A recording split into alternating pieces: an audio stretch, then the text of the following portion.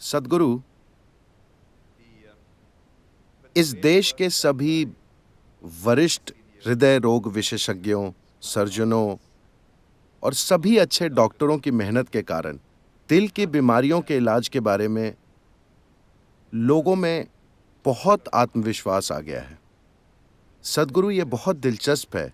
जब 25 साल पहले मैंने अपना करियर शुरू किया था, 25 साल पहले मैंने इंग्लैंड छोड़ा और कलकत्ता में काम करना शुरू किया, तब अगर मैं किसी मरीज से वहां कहता बहुत से दिल टूटे।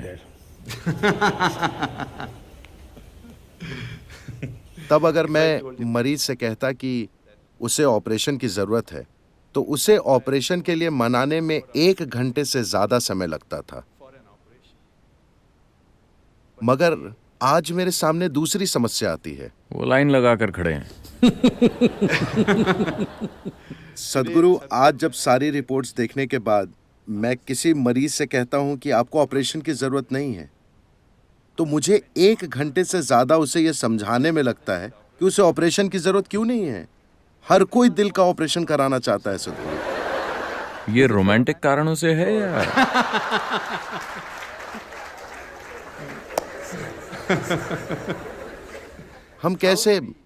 हम लोगों को कैसे समझाएं कि दिल को दुरुस्त करना ऐसा नहीं है कि अगर आपके घर में कुछ गड़बड़ होती है तो आप प्लम्बर बुलाते हैं तो उसे ठीक कर देता है, या अगर आपकी कार में कुछ खराब है तो आप उसके पार्ट्स बदल देते हैं। ये एक अलग चीज है। ये बिल्कुल, हम कोई जादूगर नहीं है या भगवान नहीं है, और प्रकृति सबसे बेहतर हीलर है।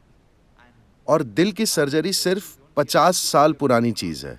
लोग सदियों से जी रहे हैं। उन्हें पता चल गया है कि ये एक बेकार का पार्ट है? ये हम सभी के लिए एक बड़ी दुविधा है सद्गुरु। आज लोग चाहते हैं कि उनके शरीर के साथ हर समय कोई छेड़छाड़ होती रहे। हाँ, अगर दिल नहीं तो कई दूसरे हिस्सों में। हाँ, जैसा मैंने कहा, शायद अगले 50 सालों में 50% आबादी ऐसी सर्जरियों से गुजरेगी। ये सेहत नहीं है, ये मेडिकल इंडस्ट्री है, लेकिन सेहत नहीं। If health has to happen, a culture of health has to come in. Health care systems नहीं, हॉस्पिटल्स नहीं, अधिक डॉक्टर्स नहीं, बल्कि एक सेहत की संस्कृति को विकसित करना होगा। अभी दुनिया अमेरिका की हर चीज की नकल करती है। वो बुरा खाना खाते हैं, बुरा जीते हैं, और उनका $3 खरब का हेल्थ केयर बिल है। ये उस देश को डुबा रहा है। ये हेल्थ केयर पूरे देश को डुबा रही है। हम भी ये सब करना चाहते हैं।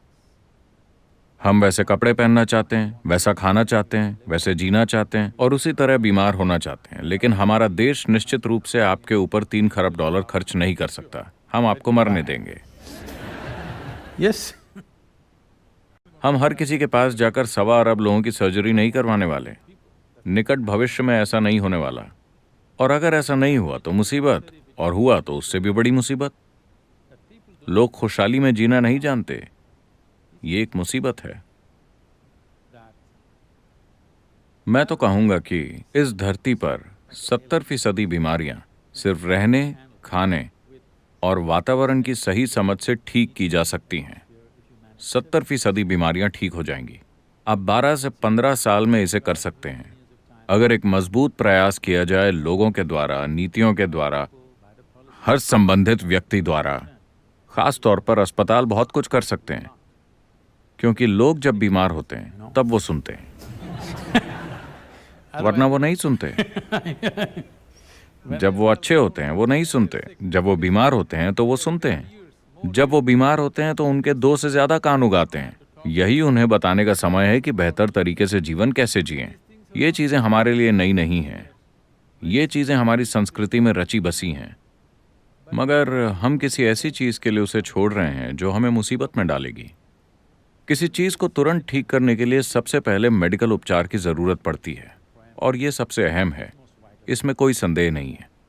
मगर लंबे समय तक सेहत आज के मेडिकल साइंस की वजह से नहीं मिलेगी। किसी समाज या देश या धरती को लंबी सेहत इस तरह नहीं मिलेगी। हमें सेहत की संस्कृति लानी होगी। जीने का तरीका क्या है, खाने का तरीका क्या है, अपने शरीर को कैसे रखें, मन को कैसे रखें, सांसों को कैसे रखें, आसपास के वातावरण को कैसे रखें। अगर ये संस्कृति बचपन से हमारे अंदर नहीं लाई गई, मैं तो कहूंगा कि इसे स्कूल के करिकुलम में ही शामिल कर देना चाहिए। सेहतमंद जीवन शैली, क्योंकि अगर आप स्वस्थ लोग नहीं बनाएंगे तो आपके पास शिक्षित और बीमार लोग होंगे। इससे आप देश या दुनिया बनाएंगे। बीमार लोगों के साथ आप महान राष्ट्र नहीं बना सकते, सिर्फ बीमार राष्ट्र ही बना सकते हैं। और दुनिया भर में ऐसा ही हो रहा है। बड़े बड़े देश बहुत सारी बीमारियों को झेल रहे हैं। सबसे संपन्न देश जिनकी कोई पोषण संबंधी समस्या नहीं है, भारत की आधी समस्या पौष्टिकता की है। वो बचपन से ही ठीक से नहीं खाते। संपन्न देश जो पोषण में चुनाव कर सकते हैं, उनकी स्वास्थ्य समस्याओं को देखिए। ऐसा होना ही नहीं चाहिए। जब वो पोषण में चुनाव कर सकते हैं, मैं तो कहूंगा कि 80% लोगों को मरने तक स्वास्थ्य की कोई समस्या नहीं होनी चाहिए। सिर्फ 20-25% लोगों को कुछ समस्या होगी, नजदीकी के कारण इन्फेक्शन वगैरह होंगे, ये अलग चीजें हैं। मगर ये लोग अपनी मदद खुद करते हैं। लोग अपने शरीर में बीमारियां पैदा करने के लिए अपनी मदद खुद करते हैं। इसे 100% ठीक किया जा सकता है अगर हम सेहत की एक संस्कृति विकसित करें। इसे संभव बनाने के लिए न सिर्फ मेडिकल पेशे के लोगों को बल्कि दूसरे क्षेत्रों के लोगों को भी मिलकर काम करना होगा।